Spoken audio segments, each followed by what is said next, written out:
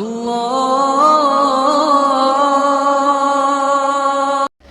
اللہ الرحمن الرحیم۔ صرف 5 منٹ کا مدرسہ قرآن و حدیث کی روشنی میں 2 جمادی الثانی۔ نمبر 1، اسلامی تاریخ۔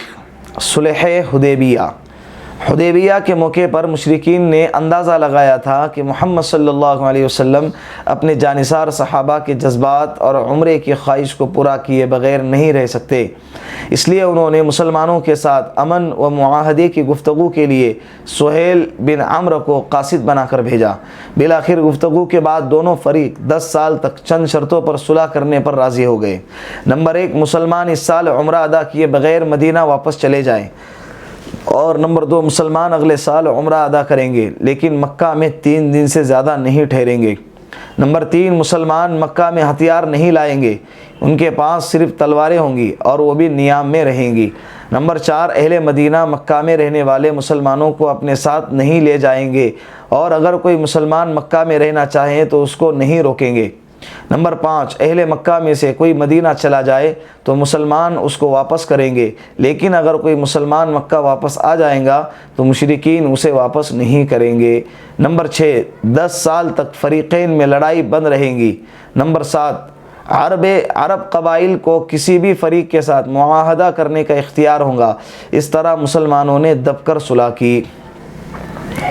نمبر 2، حضور اکرم صلی اللہ علیہ وسلم کا معجزہ، کنویں سے مشک کی خوشبو آنا۔ رسول اللہ صلی اللہ علیہ وسلم کے پاس ایک ڈول میں پانی لایا گیا، آپ صلی اللہ علیہ وسلم نے اس میں سے پیا، پھر کنویں میں کلی کر دی، اس کے بعد کنویں سے مشک جیسی خوشبو آنے لگی۔ نمبر 3، ایک فرضہ کے بارے میں بیوی کے ساتھ اچھا سلوک کرنا۔ قرآن کریم میں اللہ رب العزت فرماتا ہے، عورتوں کے ساتھ حسن سلوک سے زندگی بسر کرو، سورہ نساء۔ فائدہ، اپنی بیوی کے ساتھ اچھائی کا معاملہ کرنا اور اچھے سلوک سے زندگی گزارنا ضروری ہے۔ بیوی کے ساتھ اچھائی کا معاملہ کرنا یہ جورو کا غلام نہیں ہے، یہ جورو کی غلامی نہیں ہے، بلکہ یہ اچھے اخلاق کی علامت ہے۔ بعض لوگ باہر تو اتنے اچھے اخلاق سے پیش آتے ہیں اور دوسرے لوگوں کے ساتھ اتنے نرم رویہ اختیار کرتے ہیں، مسکرا کر ملیں گے، میٹھی میٹھی باتیں کریں گے، لیکن جیسے ہی گھر میں جائیں گے تو چہرے پر 12 بج جائیں گے اور اتنا سخت چہرہ بن جائیں گا کہ گھر والے بات کرنے کو ڈرتے ہیں اور ڈریں گے کہ بھائی اس سے کیا مانگے، کیا پوچھے اور کیا کہیں۔ حالانکہ آپ صلی اللہ علیہ وسلم نے فرمایا، خیرکم خیرکم لأہلی وانا خیرکم لأہلی، تم میں سب سے بہترین شخص وہ ہے جو اپنے گھر والوں کے لیے سب سے اچھا ہوں۔ او صحابہ سن لینا، میں اپنے گھر والوں کے لیے تم میں سب سے اچھا ہوں۔ تو اپنے گھر میں جائے تو مسکراتے ہوئے جائے، جب نکلے تو مسکراتے ہوئے نکلے۔ جو ٹینشن کاروبار کا، باہر کا، لوگوں کا، ساتھیوں کا، دوست احباب کا جو بھی مسئلہ ہے وہ گھر کے باہر چھوڑ کر گھر میں جایا کریں اور مسکراتے ہوئے اچھے اخلاق کے ساتھ گھر میں رہے اور اپنے گھر کے ماحول کو خوشگوار ماحول بنائیں۔ یہ اچھے اخلاق کی علامت ہے۔ نمبر 4، ایک سنت کے بارے میں ظالموں سے حفاظت کی دعا۔ دشمنان اسلام کی جانب سے جب مشکلات اور پریشانیوں کا سامنا ہو تو اس وقت اس دعا کا اہتمام کرنا چاہیے۔ رب نجنی من القوم الظالمین، ترجمہ، اے پروردگار ہمیں ظالم قوم سے نجات عطا فرما، سورہ قصص۔ نمبر 5، ایک اہم عمل کی فضیلت، اللہ کے خوف سے رونا۔ رسول اللہ صلی اللہ علیہ وسلم نے ارشاد فرمایا، 3 آنکھوں کو جہنم کی آگ نہیں چھوئیں گی، ایک وہ آنکھ جو اللہ کے راستے میں پھوڑ دی گئی ہو، اور ایک وہ آنکھ جو اللہ کے راستے میں جاگ کر پہرا دے، اور ایک وہ آنکھ جو اللہ کے خوف سے رو پڑے، مستدرک حاکم۔ 3 آنکھیں جو کل قیامت کے دن اللہ جہنم میں نہیں ڈالیں گے۔ جب آنکھیں جہنم میں نہیں ڈالیں گے تو اس کا مطلب پورے انسان کے جسم کو جہنم میں نہیں ڈالیں گے۔ گویا کہ کل قیامت کے دن یہ 3 آنکھوں والے شخص جہنم میں نہیں جائیں گے۔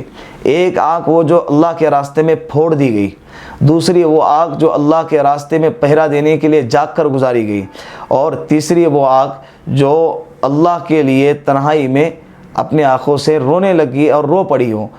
یہ 3 آنکھیں ایسی ہے، کل قیامت کے دن اللہ ایسے بندوں کو جہنم میں نہیں داخل کرے گا۔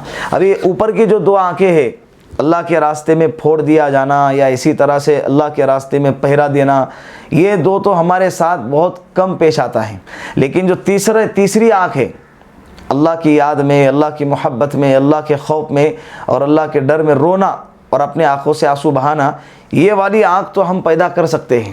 یہ والی صفت تو ہم اپنے اندر پیدا کر سکتے ہیں، اس کی مشق کرنا پڑتا ہے، اس کی پریکٹس کرنا پڑتا ہے، تنہائی میں اللہ سے مانگنا پڑتا ہے۔ نمبر 6، ایک گناہ کے بارے میں تکبر سے دل پر مہر لگ جاتی ہے۔ قرآن کریم میں اللہ تعالیٰ فرماتا ہے جو لوگ بغیر کسی دلیل کے اللہ کی آیات میں جھگڑے نکالا کرتے ہیں، اللہ تعالیٰ اور اہل قرآن کے نزدیک یہ بات بڑی قابل نفرت ہے۔ اسی طرح اللہ رب العزت ہر متکبر سرکش کے دل پر مہر لگا دیتا ہے۔ سورہ مومن۔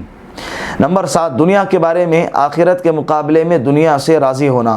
قرآن کریم میں اللہ رب العزت فرماتا ہے کیا تم لوگ آخرت کی زندگی کے مقابلے میں دنیا کے زندگی پر راضی ہو گئے؟ دنیا کا مال و متاع تو آخرت کے مقابلے میں کچھ بھی نہیں، لہذا کسی انسان کے لیے مناسب نہیں ہے کہ وہ آخرت کو بھول کر زندگی گزارے یا دنیا کے تھوڑے سے ساز و سامان کی خاطر اپنی آخرت کو برباد کر دے۔ سورہ توبہ۔ نمبر 8، آخرت کے بارے میں مومنوں کا پل صراط پر گزر۔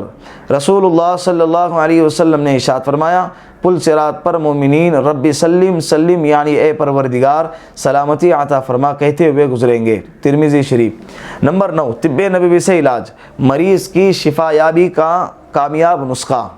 رسول اللہ صلی اللہ علیہ وسلم نے ارشاد فرمایا جس شخص نے کسی ایسے مریض کی عیادت کی جس کی موت کا وقت ابھی نہیں آیا ہے اور اس کے لیے 7 مرتبہ یہ دعا کی اسأل اللہ العظیم رب العرش العظیم ان یشفیک، تو اللہ رب العزت اسے ضرور شفا عطا فرمائیں گے۔